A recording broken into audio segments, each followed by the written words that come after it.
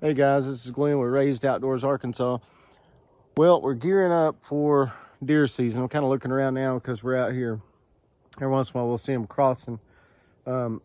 Just gearing up for deer season. Haven't done a lot of fishing and stuff. The last couple of videos I posted, I was just getting over COVID and I was about to die from the heat.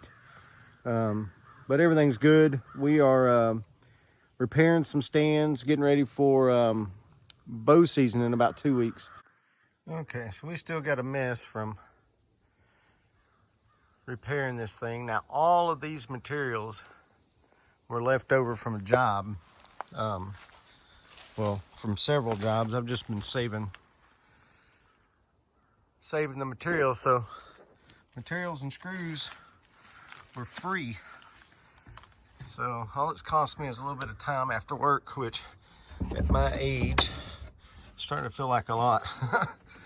But this is what we got. We still got to clean up. We've got a mess from, so basically, just get everything lined up here and kind of give you an idea of what the kids are looking at when they're hunting. So we got a pipeline here and we got some limbs we got to cut out right in here on this side, just a few. We don't shoot behind us, so the stand's built to where you can't shoot behind you. There's a house back across the field over here, but the deer travel these edges sometimes.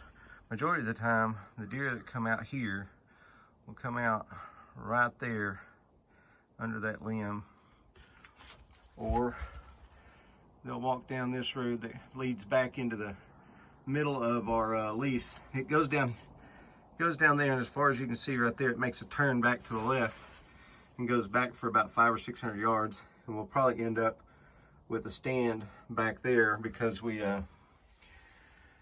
found some oak trees last year. They were smashing, but we just didn't want to spook them. So it'll be an evening stand so we don't spook them. And this side, of course, it's not really good in the evening. You can see the sun comes in, but those deer walk from back here all the way up this edge. And then last year, they were coming out right in here. And so you can see it's not a bad shot. We've had a few cross the fields behind us and they come out right here where they're in shooting distance of the stand a lot of the time. So it's nothing fancy. We like to do things on the cheap if we can, but that's what we got. And you see back here behind us, we have cattle pastures. And then on the other side of that's where I do most of my hunting. There's some woods off of a ridge that lead down to some public land. And I've got a ladder stand back there. And sometimes I put up a climber when I want to move a little closer to the public. But we're basically trying to hunt areas that we can catch these pressure deer moving through. And then we give them the majority of this pine thickets all the way through here, 52 acres. Now the boys are back down on this west end of our lease. We're a little ways away from the property line there. There's a trail that cuts back and goes on back there. And Connor's got a shooting house back there. It's been back there for several years itself. Like I said, nothing fancy, with the deer pay it no attention at all at this point. They just walk out there and they'll walk within 5 steps of it a lot of the time. But yeah, that chair was free. Came from an office. You can see it's kind of wore. And then we got a little fold-up chair over there for a second person, so an adult can hunt with a kid. A little handhold here, and just a basic slide-down door latch. Keep it shut when we're not in there. Like I said, nothing fancy. Just a good solid place to get out of the rain.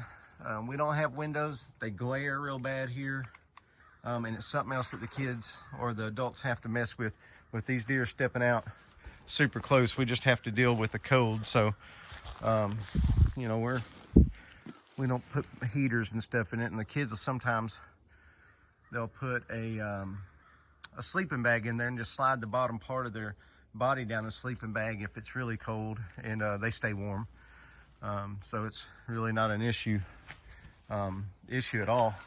And we've got an area over here to where the deer, we cut this down a couple months ago. We don't want it to look like a golf course. It gives them some taller grass. They're a little more comfortable with it.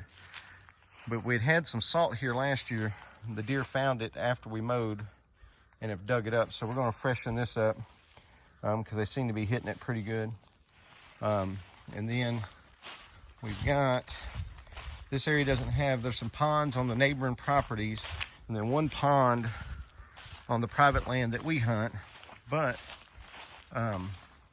years ago, I came through, we had a front end loader on our tractor, and this was already some ruts that the skidders had left when they logged this last. And so I just kind of helped scoop it out a little bit, and it retains a little bit of water. As dry as it is right now, we've still got a little water in it. It's a good sign that we've had deer tracks around it.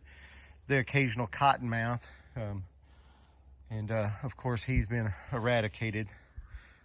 We had one here a couple days ago and we started working on this, and we got him out of here. But anyway, that's what we got. Like I said, the boys are back there right now. I'm working on some chairs in their stand and getting things done there. All right, guys, so me and Colin are out here checking on the deer stand. We put a little corn out, got the camera. That's the deer stand. Looks a little shaky, but you know, deer don't mind it. That's why we haven't done much to it. And we just scattered a little bit of corn out. We put some, what we call deer cocaine there. And we call this stand the rat stand because first year I came hunting here, there was rats all up in that stand. So we named it the rat stand, and this is probably the stand I'll hunt the most this year if we ain't hunting public land. But just thought I'd show y'all what we have out here. Show y'all where all the deer get slayed, because you know I'm the deer killer in the family. But here y'all go. Like I said, we've been trying to take it easy the last couple of weeks. I'm getting my legs back under me, feeling a lot better. Got a lot of work coming up, so hopefully that doesn't mess with my deer hunting too much. But anyway, it's an exciting time of the year for us because we eat pretty much nothing but wild game, and deer is our number one thing. Deer, fish, squirrels, stuff like that sometimes, but mainly deer. We've adapted all of our recipes for deer, so we butcher it ourselves. We do everything, so we don't I'm not one, and I work hard for my money, so I'm not one to want to spend it if I don't have to. So if I can do things like this that I can save money on and not throw a lot of money into the hunting, then it makes it productive for us. It makes it to where we're not spending more on hunting than what we're getting in. And, you know, a lot of people, you know, they believe that, you know, you can't hunt without spending a lot of money. It's just absolutely not true. This little piece of property that I have here cost me $106 a year to lease. That's all I lease. It's just 52 acres. We have 2 private properties that we have permission to hunt. One of them is 60-something acres. We hunt about the back 30 of it. This one next to us is 100 acres. They logged it here a few years ago, so not a lot. There's so many thickets in it. It's not the most huntable, you know, piece of land, but we've got a couple places that we hunt on it. And again, you know, we try not to venture into bedding areas and stuff because we think that it's going to spook them. So we'll hunt the edges or slip back up the hill to where we know that they're going to run a ridge or something. That's where we try to catch them. But that being said, you know, we do a lot of public hunting too. We got drawn for 2 permit hunts on a refuge. We'll hunt the local area down here that's got, you know, we've got 10,000 acres of public land behind us, which is, you know, heavily hunted and they run dogs on. And then there's a lake area that's a wildlife management area close to us, and we'll hunt it too. So anyway, if you feel like you got to spend a bunch of money, I don't know how it is in most states, but here in Arkansas, we've got so much public land. If you're willing to walk, if you're willing to hunt areas, and sometimes even overlooked areas that are close to potentially close to houses, close to camp areas, stuff like that other people aren't hunting, you can be really successful. I think our little group of guys, me, my son, my daughter, and then just a couple of the kids that hunt with us, we killed like 15 last year. So we filled everybody's freezer and donated to some people that needed the meat. And So I'm hoping we have a successful season this year like we did last year. If we do, you're going to see a lot of action. If I can figure the video out, I get so into what I'm doing that the video usually doesn't turn out as good as we'd like. Anyway, I'm just rambling now, but I appreciate you watching. If you haven't yet, subscribe, like the channel, tell everyone about it and stuff. We're hoping to put a lot better content on it. Just bear with us.